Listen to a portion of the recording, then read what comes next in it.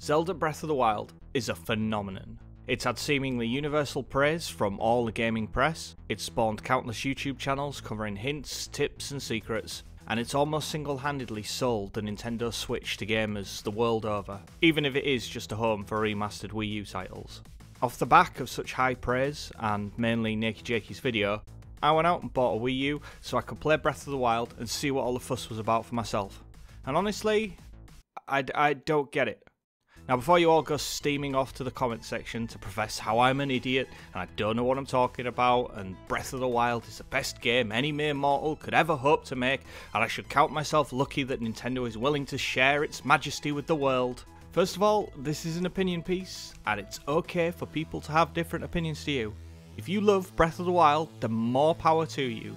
Don't let my opinions detract from a game that you love. Secondly, I don't think the opinion of a YouTuber with only 147 subs is going to have any noticeable effect on Nintendo's bottom line, so there's no need to get your panties in a twist on Miyamoto's behalf. And thirdly, because this is my opinion piece, it's going to be made up of problems that I had with the game, and quite a few that I haven't really heard anyone else address. So who knows, maybe by the end you might see things just a little bit differently. Speaking of subscribers, if you like the video, hit the subscribe button, give the thumbs up a little tickle, and check out some of my other content. It'll really help me out a bunch. Before we get started, I need to put a quick caveat out there. I've got no way of recording gameplay footage from the Wii U, so pretty much all the footage from here comes from either Joseph Anderson's review or Nakey Jakey's video. If you want to watch much more elegant and in-depth discussions into Breath of the Wild, head over to their channels and check it out. Links in the bathtub below. So with that out of the way, let's move on from the fumbling foreplay and jump right into the drunken lifelong regret of the rest of this video. Complaint number 1. Dialogue. One of the first things to tug on my Prince Albert and continuously yank on it like someone trying to flush an uncooperative Victorian lavatory was a lack of voiced NPCs. Now that might seem like a minor complaint, and I'm sure a lot of people won't care, but as far as I'm concerned, it's inexcusable. Back in the olden times, when games came on cartridges and composite was perfectly acceptable, it was understandable that dialogue had to be done purely through text. The file size of 2 or 3 lines of spoken word would be enough to fill an entire SNES cartridge, and the hardware at the time wasn't really up to the task. But then CD-ROMs and DVDs came along, and these restrictions really didn't apply anymore. As far back as the PS2, it was kind of a given that most dialogue would be acted out by a coffee shop waiter desperately hoping for his big break. But here I am, 2 generations later, listening to some sort of pseudo-language that's made up of the kind of noises you expect to hear from a caller on Babe Station. Oh, wow. This is made worse by the fact that when they did bother to get voice actors in for the cutscenes, they got actors that were quite clearly destined to stay working in the coffee shop for the rest of their life. Now then, you must hurry, Link, before it's too late. The only legitimate reason today for not having your RPG fully voiced is for budgetary constraints. If you're a small indie developer with a tight budget, the financial outlay required to record hundreds of lines of chatter could probably be better spent elsewhere. Last time I checked, Nintendo weren't a small indie studio. Some people might make the argument that Zelda games have a history of not being voice acted, and it's part of their unique charm. To that I would say, well, 3D Sonic games have had a history of being shit, but it doesn't mean that I'm going to put up with it. Complaint number 2, combat and loot. Right, now this might just be because I've always been a big fan of Bethesda RPGs, but to me, combat has always served a purpose rather than being for its own sake. In the Elder Scrolls and the Fallout series, one of the main reasons for killing things, other than that they were in your way, was for XP and loot. You would gain XP to get closer to leveling up, so you could gain a perk or a skill, or gain more health or increase your strength to do more damage. Plus then you would loot their bodies for armour and weapons that might be better than yours, or certainly worth enough to justify looking them back to the nearest trader to sell. Or they might have gold or some other trinkets of value to sell, or maybe a cool little bit of world building like a letter or a book or an audio log. Something that rooted them in the world and made the whole place feel more believable. Not in Breath of the Wild!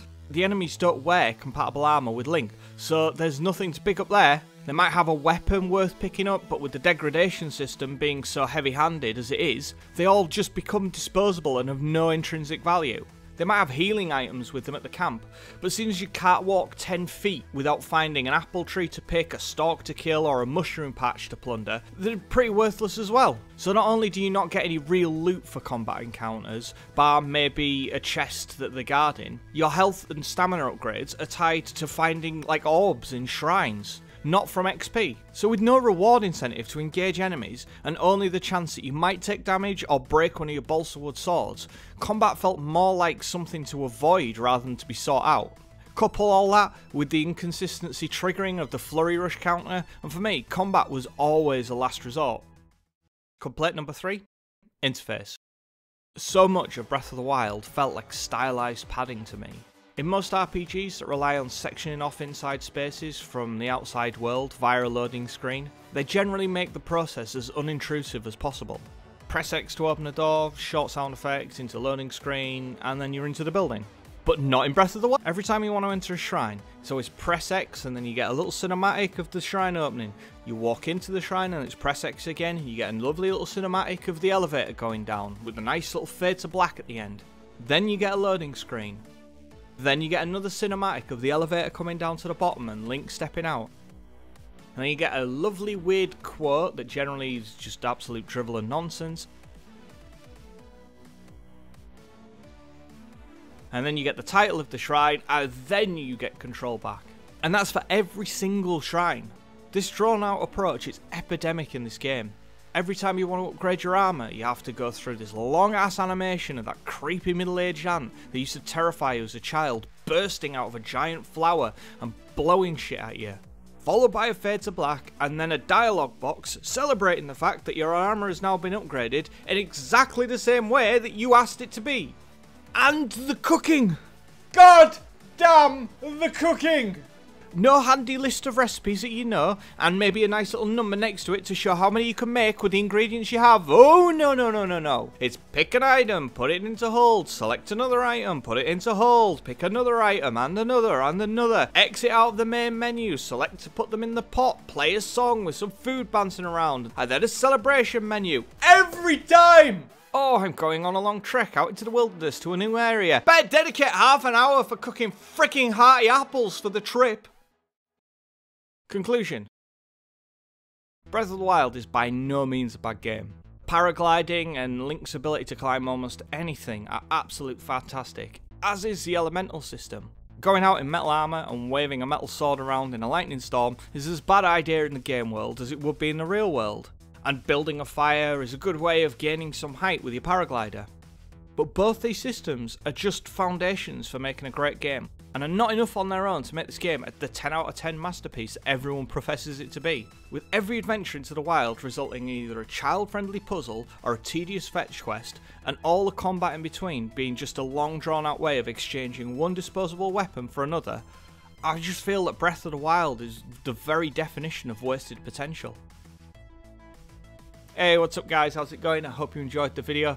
Fortunately there's no devlog this week because I spent an awful lot of time just focusing on artwork for the game, so therefore I just thought I would do this nice little rant video on Zelda Breath of the Wild. Don't think that like I do hate this game. I'm just really ambivalent about it. I mean I played it, I thought it was okay, I was like yeah, it's alright. But yeah, as of all the reasons given, I was just like, I was really underwhelmed by it. I just thought, it's alright, it's okay. I don't see why it's a 10 out of 10, I really don't. So yeah, but yeah, thank you very much for watching guys. I hope you enjoyed the video. If you did enjoy the video, please hit the like and the subscribe and all the comments and all that groovy stuff, please. I'm doing a bit of e-begging here. But yeah, thank you very much for watching guys, and I will see you very soon. Take it easy. Bye bye.